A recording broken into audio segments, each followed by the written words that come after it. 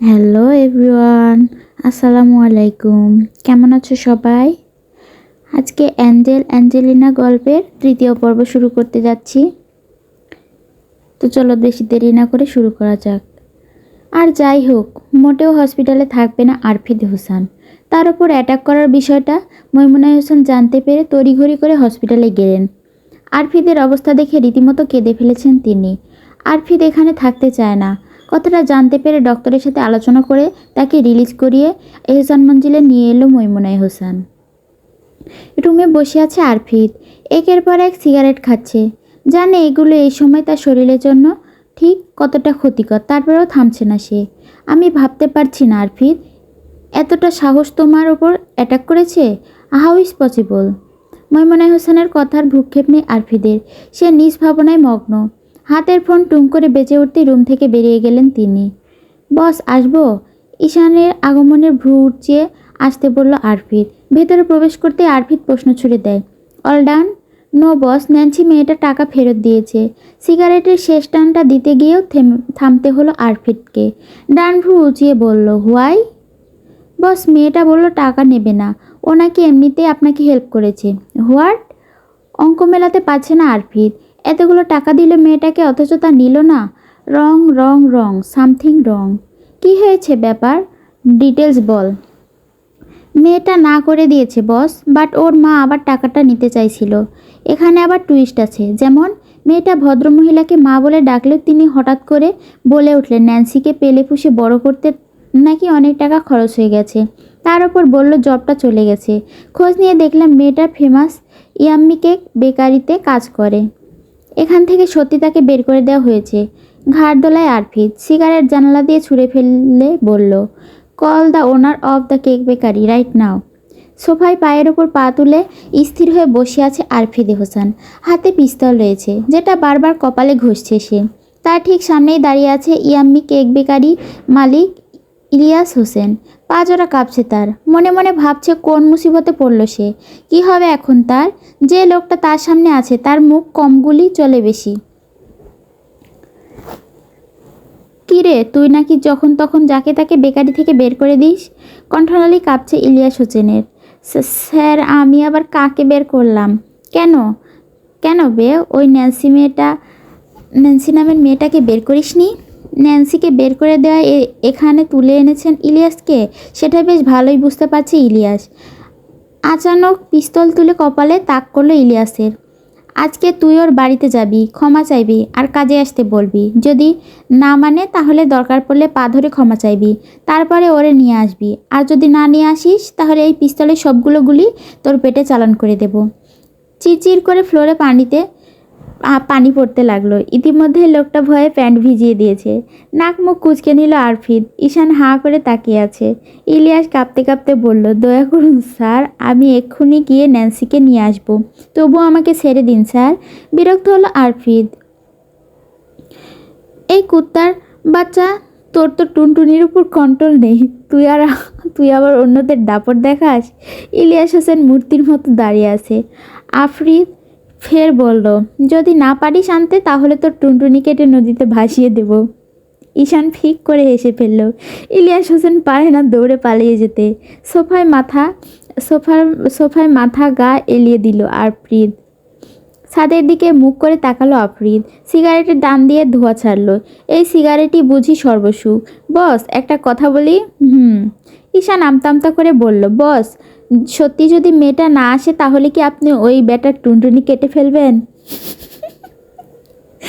আর চোখে তাকায় আফরিদ। ভয়ে তটস্থ হয়ে দাঁড়ালো ঈশান। আফরিদ একগাল হেসে বলল, না, সবার আগে তোর টুনটুনির সাইজ করব। এরপর ওই ব্যাডার, তারপর ওগুলো দিয়ে গঙ্গা খিচুড়ি বানাবো, এরপর কুত্তাদের বিলিয়ে দেব। আফটার অল, এত পাপের পর যদি টুনটুনি পশু সেবা করি তাহলে আমার অর্ধেক পাপ কমে যাবে। আটকে ওঠে ঈশান। সরি বস, আমার ইয়েটা ছেড়ে দিন, আমার বউ জুটবে না তাহলে। সর শালা যাওরা কোথাকার। সন্ধ্যার আকাশে যেন রঙের পটচিত্র। কমলা, বেগুনি আর লালচে সোনালি রঙের আকাশে ক্যানভাস রাঙিয়ে তুলছে অস্তগামী সূর্য। পশ্চিম দিগন্তের মেঘগুলো রঙিন তুলোর মতো ভেসে বেড়াচ্ছে। পাখিরা সারাদিনের ক্লান্তি নিয়ে নিরে ফিরছে সারি সারি দল বেঁধে। গাছের পাতায় পাতায় যেন মৃদু সুর বাজে, হালকা বাতাসে দুলছে তারা। শহরের কোলাহল কিছুটা স্তব্ধ, রাস্তায় নেমে হলুদ আলো। দোকানগুলোতে জ্বলে উঠেছে নরম বাতি। কারো কারো ঘরে জানালা দিয়ে ছড়িয়ে পড়েছে সাদামাটা জীবনের উষ্ণ আলো। বারান্দায় বসে থাকা বৃদ্ধ মানুষটা মগে করে ধোয়া ওঠা চা হাতে দোকান থেকে নিজে সেলাই করা জামা কাপড়গুলো নিয়ে বাড়ির পথে ধরেছে ন্যান্সি। বড় ক্লান্ত দেখাচ্ছে তাকে। ইলহাম, নিজের নাম শুনে চকিতে ফিরে তাকালো ন্যান্সি। ইলিয়াস হোসেনকে দেখে পিলে চমকে ওঠে তার। স্যার, আপনি? ইলিয়াস হোসেন দ্রুত এসে হাত পা জড়ো করে ক্ষমা চাওয়ার ভঙ্গিতে বলল, ইলহাম, আমাকে ক্ষমা করে দাও, আমি নিজের ভুল বুঝতে পেরেছি। ভড়কে গেল ন্যান্সি। অবিশ্বাস্য নয়নে তাকিয়ে আছে লোকটার দিকে। বিষয়টা বোঝার চেষ্টা করছি কি হচ্ছে। আমাকে মাফ করো ইলহাম, তুমি প্লিজ আমাকে মাফ করে দাও। আশেপাশের মানুষজন তাদের দিকে তাকাচ্ছে বারবার। স্যার, কি বলছেন এসব? আপনি কেন ক্ষমা চাইবেন? প্লিজ স্যার, এভাবে ক্ষমা চাইবেন না। ইলিয়াস হোসেন শুষ্ক ঢোক গিলল। তুমি আবার কাজে ফিরে এসো ইলহাম। আমি বুঝতে পেরেছি তুমি ছাড়া আমার বেকারি পুরো ফাঁকা। তোমার হাতের কেক, চকলেট সবাই চায়, তোমার আপ্যায়ন চায়। তুমি প্লিজ চলো। কথাটা শুনে বুকের ভেতর কাঁপছে ন্যান্সির। আপনি সত্যি বলছেন স্যার? আমি আবার কাজে ফিরবো? হ্যাঁ হ্যাঁ, তুমি কাল থেকে আবার কাজে ফিরেও প্লিজ। ন্যান্সি মনে মনে আল্লাহকে শুকরিয়া আদায় করে। আমারও সুযোগ পেয়েছে সে, এটা তাকে কাজে লাগাতেই হবে। আপু, আমাকে নিয়ে যাও, কলেজে নামিয়ে দিবে। ন্যান্সি মৃদু হাসলো। চলে আয়। তন্নি ব্যাগ নিয়ে বেরিয়ে এলো। ন্যান্সি স্কুটার চালিয়ে তন্নিকে কলেজের সামনে ছেড়ে দিল। ন্যান্সির ভীষণ ভয় হচ্ছে। আল্লাহ মালুম কেক বেকারিতে গিয়ে কি হবে। এই যে ভীতু মেয়েটার বুক কাঁপছে খুব করে, তাকে যদি আবার বের করে দেয়, যদি আবার নিজের কথা থেকে সরে যায় ইলিয়াস হোসেন, তাহলে কি হবে ন্যান্সির? কেক বেকারি সামনে আসতেই দেখতে পেল সবাই চলে এসেছে। স্কুটার পার্ক করে ভেতরে প্রবেশ করলো ন্যান্সি। সঙ্গে সঙ্গে দেখা হলো ইতির সাথে। সে অনেকক্ষণ ধরে অপেক্ষা করছিল ন্যান্সির জন্য। ডার্লিং, তোর জন্য অপেক্ষা করছিলাম। প্রিয় সাথীকে পেয়ে মনে মনে খুশি হলো ন্যান্সি। ইলিয়াস হোসেন নাকি অসুস্থ, তাই তিনি আসেননি। তবে সবাইকে বলে দিয়েছে ন্যান্সি আবার কাজে জয়েন করবে। আচ্ছা ইলিয়াস হোসেন, কি হলো বলতো ইলহাম? হঠাৎ করে তোকে এভাবে নিয়ে এলো কেন? উনি যে মানুষ, সে কখনোই নিজ থেকে কাউকে আনতে যাবে না। ন্যান্সি নিজেও জানে ইলিয়াস ঠিক কোন ধরনের মানুষ, কিন্তু হঠাৎ করে যে তার কি হলো সেটা বুঝতে পারছে না। হ্যালো গার্লস, আমি কি একটা চকলেট ফ্লেভার আইসক্রিম খেতে পারি? পরিচিত কণ্ঠস্বর শুনে ইতি আর ন্যান্সি দুজনে ফিরে তাকালো। হ্যাঁ, তাদের প্রিয় বন্ধু প্রীতি রয়েছে। প্রীতিকে দেখে ইতি চমকে ওঠে রীতিমতো। আরে প্রীতি, কখন এলি? আয় আয়। প্রীতি গালভর্তি হাসি নিয়ে চেয়ারে বসলো। আমি তো আজ সকালেই ফিরেছি, তোদের সাথে দেখা করতে চাচ্ছিলাম, তাই চলে এসেছি। বড় বোনের সাথে দেখা করতে ঢাকায় বাইরে গিয়েছিল প্রীতি। ন্যান্সির দিকে তাকিয়ে বলল, কেমন আছো ন্যান্সি? মৃদু হাসার চেষ্টা করলো ন্যান্সি। বরাবরই চুপচাপ অন্তর্মুখী স্বভাবের মেয়েটা। আগ বাড়িয়ে কারোর সাথে কথা বলে না, শুধু ইতি ছাড়া। তবে ইতি আর প্রীতি সেই ছোটবেলার বন্ধু। এরপর তার সাথে পরিচিত হয়। আমি ভালো আছি, তুমি কেমন আছো প্রীতি? এই তো চলছে একরকম। তবে তোমার হাতে চকলেট ফ্লেভার আইসক্রিম মিস করছি, সেটা কি পাওয়া যাবে? এবার খানিকটা হাসলো ন্যান্সি। অফকোর্স। কখনো কি কাউকে দেখেছেন খুন করে সেই লাশটা পাশে রেখে আরাম করে ওয়াইন খেতে? হ্যাঁ, এরকম করেছে আফরিদ এহসান। করেছে বললে ভুল হবে, করছে সে। রক্তাক্ত একটা লাশ পড়ে আছে ড্রয়িং রুমের মেঝেতে। ঠিক লাশের পাশে বসে ওয়াইন আর সিগারেট টানছে। একের পর এক সিগারেট শেষ করে ওয়াইন গ্লাসে চুমুক বসাচ্ছে। Villain can do everything. তারা সব পারে, মারতেও পারে আবার মরতেও পারে, কারণ তাদেরকে মারার মতো সাহস নিয়ে জন্মায়নি কেউ। কথাটা নিজেই বলে হো হো করে হেসে উঠল। মস্তিষ্ক কি বিগড়ে গেল তার? হঠাৎ করে উঠে দাঁড়ালো। সন্ধানী দৃষ্টি বুলিয়ে কিছু একটা খুঁজতে চাইলো। হ্যাঁ, পেল। পাশে থাকা ওয়াইন বোতলটা তুলে টেবিলে বাড়ি খাইয়ে ভেঙে ফেললো।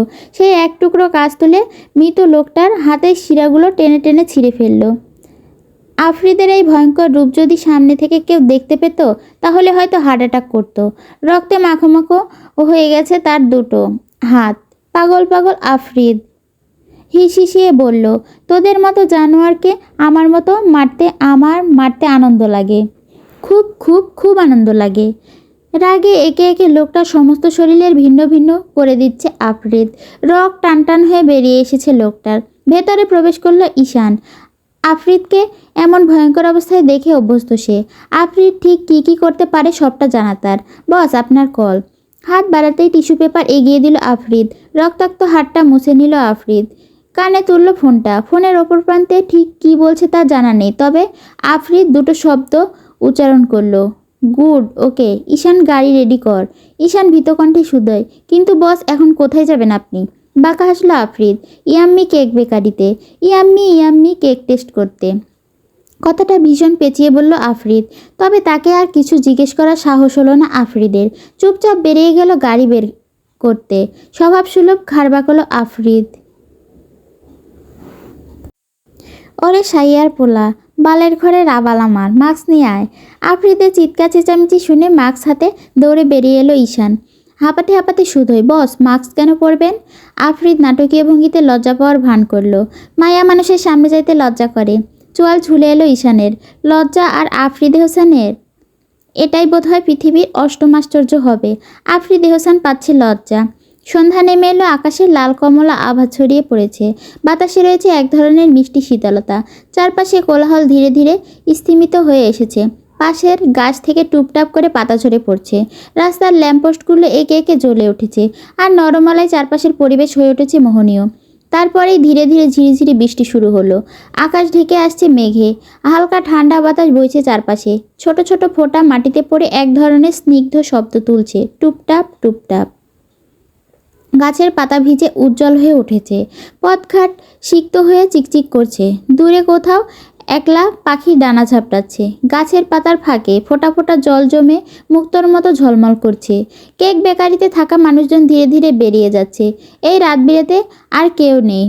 একটু পরে বেকারি বন্ধ করে বেরিয়ে যেতে হবে ন্যান্সির। ইতি চলে গেছে আগেই, কারণ তার ডিউটি শেষ। কিন্তু ন্যান্সি যে রাত পর্যন্ত ডিউটি করে, ইতি পার্ট টাইম থাকে, তার ততটা প্রয়োজন নেই। কিন্তু ন্যান্সির যে খুব করে টাকার প্রয়োজন, তাই তো নিজের সবটুকু দিয়ে দিচ্ছে এই চাকরির পেছনে। যে পরিবারটা তাকে পেলে পুষে বড় করেছে, তাদের জন্য যদি কিছু করতে না পারে, তাহলে কি হবে এই জীবন রেখে? কথাগুলো ভাবতেই হতাশার নিঃশ্বাস বেরিয়ে আসে বুক চিরে। হঠাৎ করে ভেতরে প্রবেশ করলো আফরিদে হোসেন। তার সাথে আছে ঈশান। দুজনকে দেখে কিঞ্চিৎ বিস্মিত হলো ন্যান্সি। এক্ষুনি তো সে বেকারি বন্ধ করে দেবে। একজন সার্ভেন্ট গিয়ে বলল, আমরা কি সাহায্য করতে পারি আপনাকে স্যার? Please sit. আফরিদ আজকে কালো রঙের হুডি পরেছে, মুখে মাস্ক লাগানো। শুধু তার ধূসর রঙা আখিজোড়া দেখে দেখা যাচ্ছে। ঈশান সার্ভেন্টকে কিছু একটা বলল, সেটা প্যাডে লিখে নিয়ে ভেতরে চলে গেল। ন্যান্সি অপেক্ষা করছিল। ছেলেটা ন্যান্সির কাছে এগিয়ে গেল। ওদের এই মুহূর্তে ভ্যানিলা কেক চাই, আছে কি? ঠোঁট কামড়ে ভাবুক হলো ন্যান্সি। এই মুহূর্তে ভ্যানিলা ফ্লেভার কেক নেই, কারণ কিছুক্ষণ আগে একজন এসে নিজের মেয়ের জন্য সেই দুটো কেকের পাউন্ড নিয়ে চলে গেছে। আর বানানোর সময় কোথায়? শোনো, এই মুহূর্তে তো দেওয়া সম্ভব নয়। তুমি বরং ওদের গিয়ে বলো আজকে সম্ভব নয়, অন্য কিছু নিতে। সার্ভেন্ট ছেলেটা তাই করলো।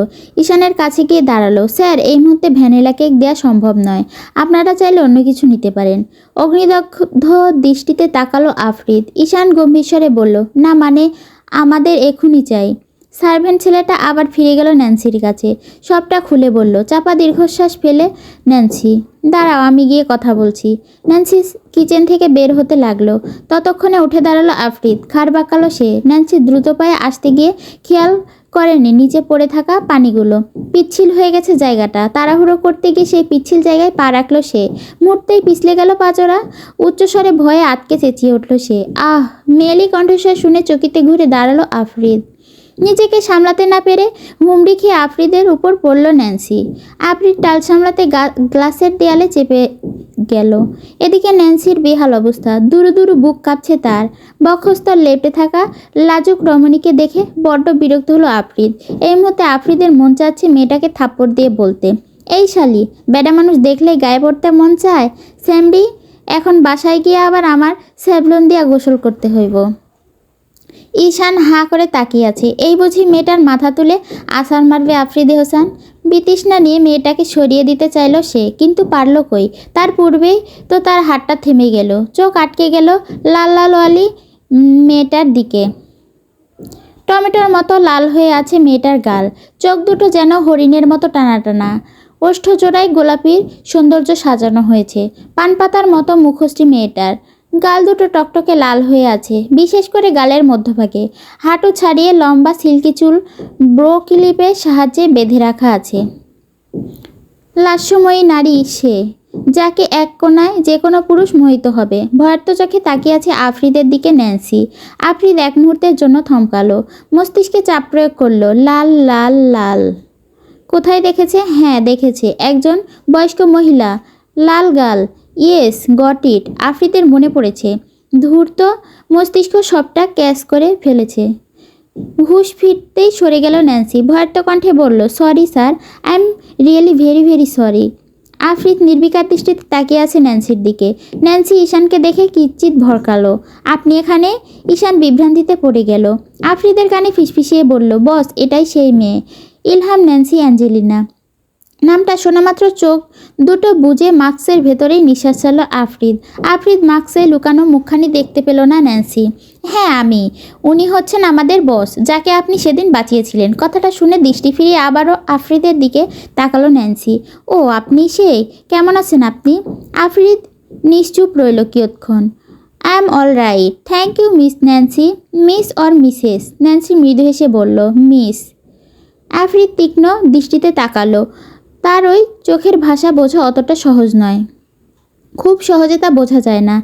নীলাভ-রঙা মণিজোড়ার দিকে আবারও একবার তাকালো ন্যান্সি। এর আগে কখনো সামনাসামনি নীল চোখের মানুষ সামনে থেকে দেখেনি সে। কেমন যেন বাজ পাখির দৃষ্টি। ওই মণিজোড়ার দিকে তাকিয়ে আছে। বিলাই চোখের লোক বলে আখ্যায়িত করলো ন্যান্সি। মানছে বিলাই চোখ নয়, তবুও ভীষণ মনে ধরেছে নামটা। আফ্রিদ নৈশব্দে আবারও টেবিলে বসলো। ন্যান্সি আমতামতা করে বলল, অ্যাকচুয়ালি স্যার, আপনারা যে ভ্যানিলা কেক চাচ্ছেন ওইটা এই মুহূর্তে দেওয়া সম্ভব নয়। ওই ফ্লেভারের কেক এখন নেই। আপনারা চাইলে অন্য কিছু ট্রাই করতে পারেন।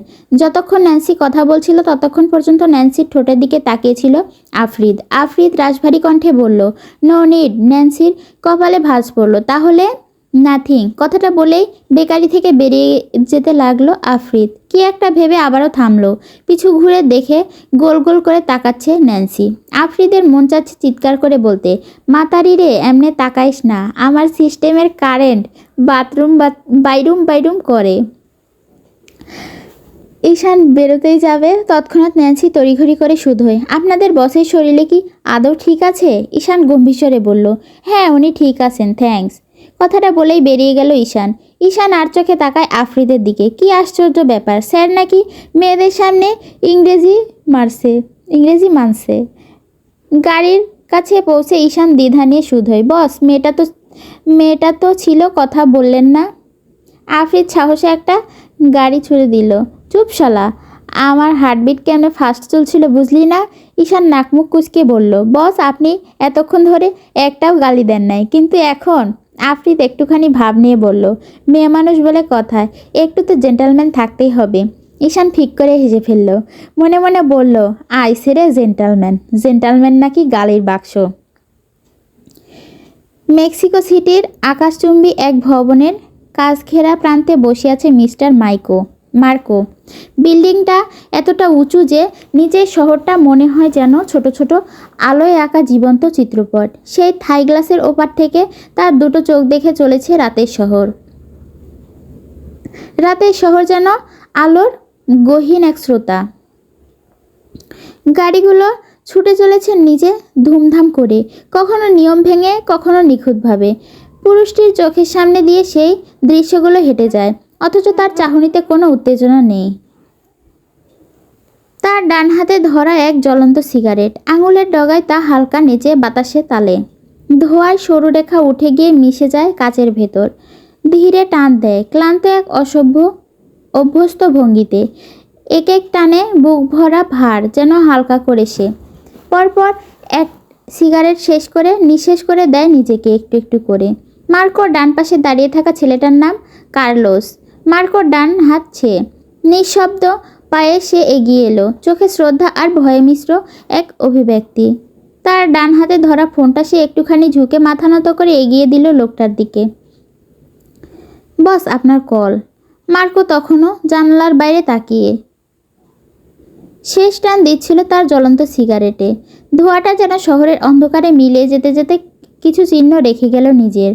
মার্কো ধীরে সিগারেটটা পায়ের নিচে পিষে ফেলল, তারপর ঘুরে দাঁড়ালো। এ পুরো শহরটা তার আঙুলের ডগায় চাইতেই নাচাতে পারত, কিন্তু পারছে না একজনের জন্য, যাকে যে কোনোভাবে নিঃশেষ করে দিতে চায় মার্কো। যদি ওই লোকটা না থাকতো তাহলে পুরো শহরটাই তার ইশারায় চলে। চেয়ারটায় গায়েলে বসলো মার্কো। কার্লোস ফোনটা বাড়িয়ে দিল তার দিকে। Hello, Marco speaking. অপর প্রান্তে লোকটা কি বলল তা শুনতে পেল না কার্লোস, তবে এইটুকু বুঝতে পারল কিছু একটা হয়েছে, যার দরুন মুখশ্রী বিবর্ণ হয়ে এসেছে মার্কোর। What the fuck are you saying you mother ফাকার?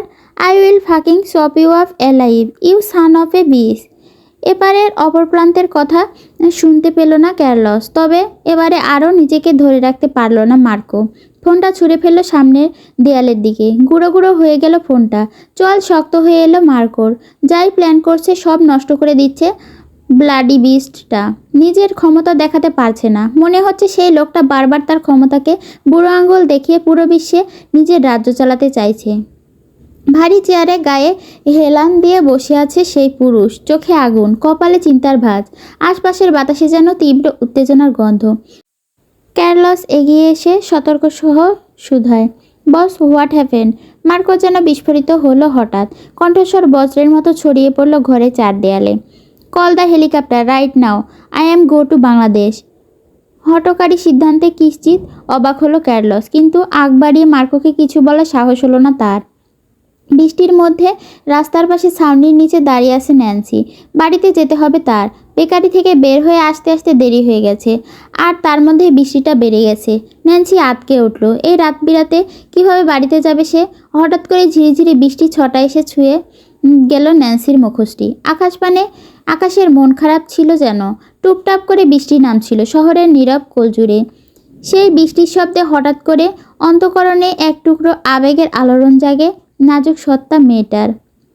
বুকের ভেতর দুরু দুরু কাঁপন, যেন বহুদিনের আটকে রাখা অনুভূতি হঠাৎ মুক্তি চাইছে। ন্যান্সি কিছুক্ষণ দাঁড়িয়ে রইল, কেবল আকাশের দিকে তাকিয়ে। মস্তিষ্ক বলছিল ফিরে যাও ছাউনির নিচে, ভিজে যাবে। কিন্তু মন তো বলছিল আজ একটু নিজের মতো বাঁচো, একটু ভিজে নাও এই ভালোবাসার বৃষ্টিতে। সেই মুহূর্তে সে আর তর্ক করেনি নিজের ভেতর দ্বন্দ্বের সঙ্গে। হাতের ব্যাগটা ধীরে নামিয়ে রেখে দিল পাশের বেঞ্চে। নিঃশব্দে এগিয়ে গেল সামনের ফাঁকা রাস্তায়। ধীরে ধীরে বৃষ্টির ফোঁটাগুলো নামতে লাগলো তার শরীর জুড়ে। চুল, কপাল, গাল, গলা একের পর এক ছুঁয়ে দিল তাকে। প্রথম স্পর্শেই যেন কেঁপে উঠল সে। না ঠান্ডায়, না ভয়ে, এটা ছিল এক মোহ, এক আনন্দ, এক আত্মসমর্পণ। রাত যেন নিস্তব্ধ ডুবে গেছে।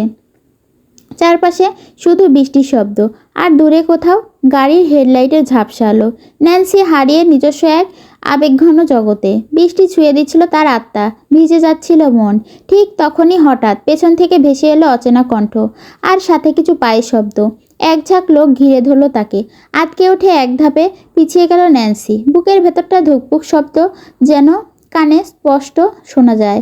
একজন ছেলেকে এগিয়ে আসতে দেখে সে গুটিয়ে নেয় নিজেকে।